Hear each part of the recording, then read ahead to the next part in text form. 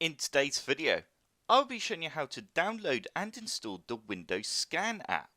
So I'm not sure why Microsoft never decided to introduce the Windows Scan app to come pre-installed with Windows 10.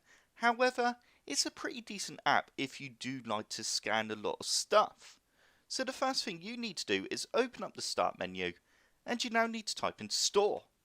We now need to open the Microsoft Store, and we now need to click on Search. You now need to type in Scan, and you then need to click on Windows Scan. We now need to go ahead and click on Install. Once it's finished installing, we can now go ahead and launch the app by clicking on Launch, or in your Start menu it actually comes under Scan. I'm just going to show you that now. So if I type in Scan, as you can see the app's there called Scan. So this is what the Scan app looks like. Straight away you can see it's detected my scanner, and we can now choose the file type in which we want to save the scan as. So you've got a few different options there. We can then click on Show More, and you have a few more options you can choose from. Once you're happy, you can then go ahead and select Preview to preview your scan, or you can select Scan and then straight away scan and save the image. So there's the preview. If I'm happy with the preview, I can then go ahead and click on Scan, and it will now begin to scan.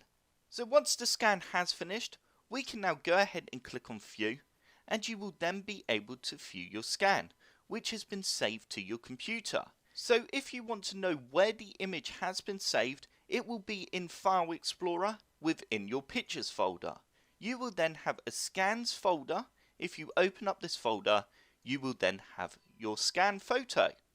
So that is how you use the Windows Scan app. Like I said, it's a very good app, but if you don't want to download an app and you just want to scan really quickly, then I will put a link in the description below to a video that I've done showing you how to scan quickly in Windows 10 without having to download apps or programs. So I hope this tutorial has helped you out and you enjoyed it. If it did, click the like button below and subscribe for more computer sluggish tutorials.